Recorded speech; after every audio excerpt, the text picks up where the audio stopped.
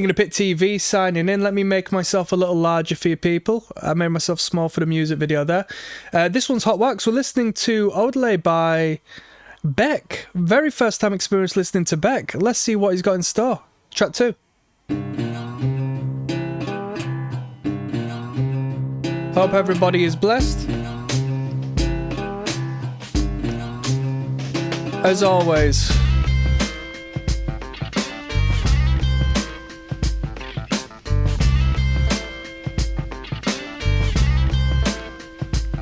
it takes a backwash man to sing a backwash song like a frying pan when the fire's gone. Driving my pig while the band's taking pictures. It's like a 70s-esque guitar sound there. This is better than the first track. Some groove to this.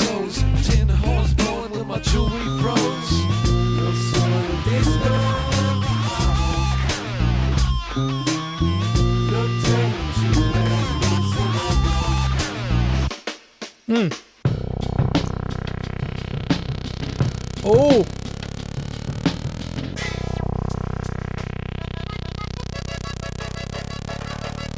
I can't believe my way back when my Cadillac pants going much too fast. Karaoke weekend at the Suicide Shack. Community service and I'm still the Mac. Shock my finger, spots in my hand. I've been spreading disease all across the land. Beautiful air condition, sitting in the kitchen, wishing I was living like a hitman. Face down in the guarantees. John, this hot shoe's getting busy with me because I get down, I get down, I get down all the way. This dude and his writing, to me, has a parallel energy with the Gorillaz. Who's the dude behind Gorillaz? It's that guy from Blur, right? No, is it a guy from Blur, yeah? Is it Albarn? Damien Albarn or something behind Gorillaz. I think as far as the quirk factor and the outside of the box approach to pop songwriting,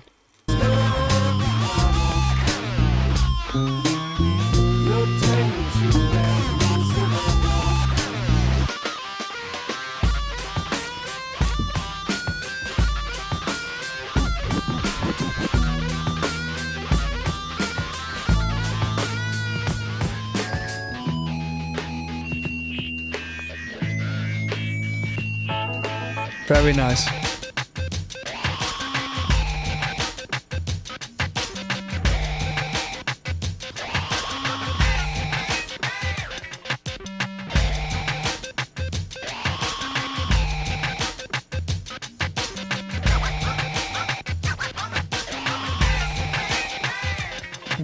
Sawdust songs of the plaid bartenders, Western Unions of the country westerns, silver foxes looking for romance in the chain smoke Kansas flash dance ass pants.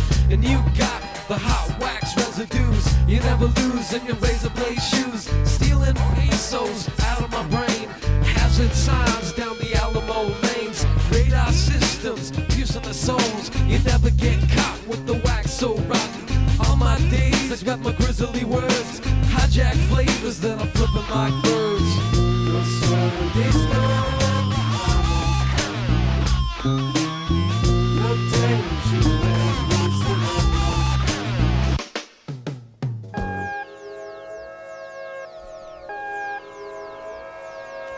Who are you? I'm the enchanting wizard of rhythm. Why did you come here? I came here to tell you about the rhythms of the universe.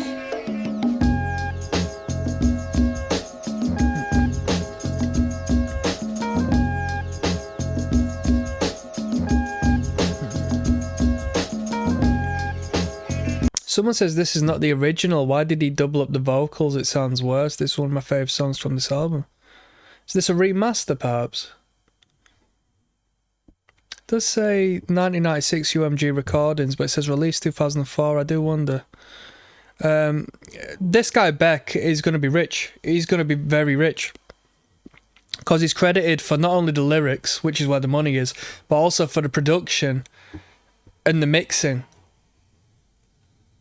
Geffen, Universal Music Group probably own the masters. So the way a song works, right? You've got two copyrights. 50-50. Got the writer, gets paid 50%. Whomever owns the master, 50% ownership. If you want to own the master, legally speaking, you pay for the recording. So this is stuff that your artist doesn't know, and this is why artists get screwed. So if I say to you, I'll record you for free, I've got a studio at mine, I'm learning how to record, do you want some free recordings? And you say, oh yeah, that sounds great, what a deal. And then later on down the line, you become super famous. I can say, you didn't pay for them recordings because you recorded that on my equipment. And it was me who essentially produced that product and you didn't pay for it, for my service. I legally own the master recording. So I own the one that all other recordings come from. And it opens up good discussion. I speak on this every once in a while because I've never heard it being said other than here. For obvious reasons, they don't want this being out because it's dodgy terminology. They still call it the master recording and they call it your masters. But every recording that's built off of that master, so essentially like, do you know when you burn a CD back in the day?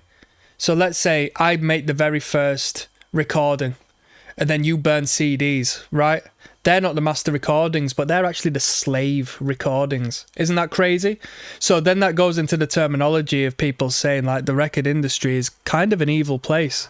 And then when you look at terminology like that, you think quite self-explanatory, right? But I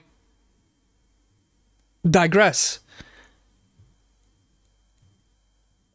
Universal Music Group will say, here's your advance, Beck. You got 40 grand, go to the studio.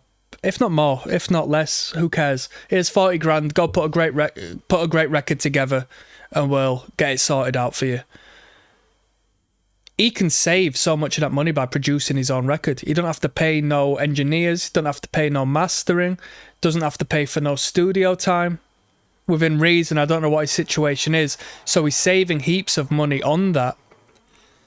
Now, dependent on his business relationship with Universal Music Group, I'd be surprised if this was the case, but you can be surprised. Maybe because he's put... Maybe he owns the masters. And if so, that'd be 100% of the royalties generated by his music. And obviously the guy's a superstar. Just the fact that he's done the production himself, disregarding if he owns the masters or not, that's all I need to know the guy's rich. Shall we have a look at his net worth? Let's have a look, one moment. They're saying estimated net worth of 25 million. Whether that's right or wrong, I don't know. That's just the first number I came up with. Interesting stuff, huh?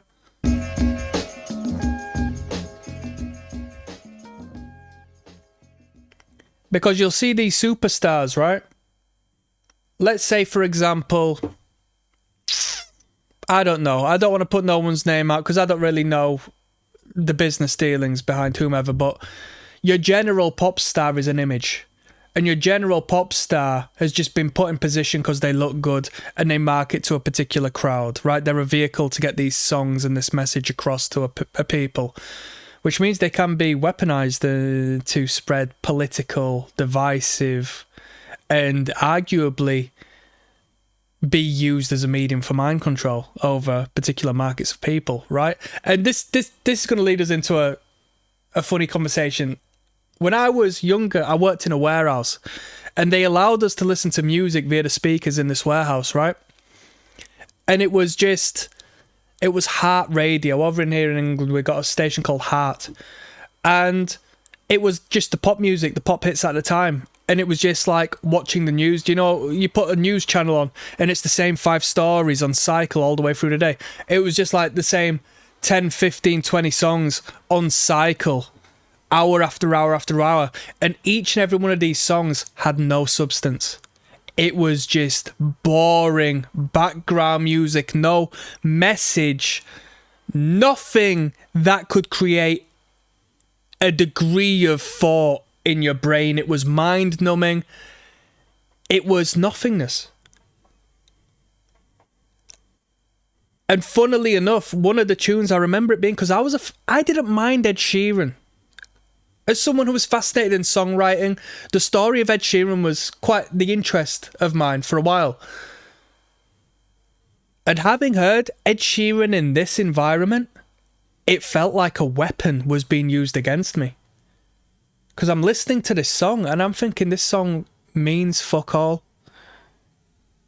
It's formula for formula's sake. It's just nothingness disguised as a musical listening experience. But anyway, Ed Sheeran, yeah, writes his songs to some degree. We'll have co-writers at this point. But a lot of the other artists won't be writing them songs. Therefore, they don't own the masters, nor do they own songwriting credits. But they still have to take the debt on from the label who says, here's $100,000, take that to record this new album. You now have to pay that back via royalties. You're not making, what do? You're a slave. Or there's the potential for you to be a slave at this point. It's fucking wild. Lord Only Knows is track number 3, coming up next.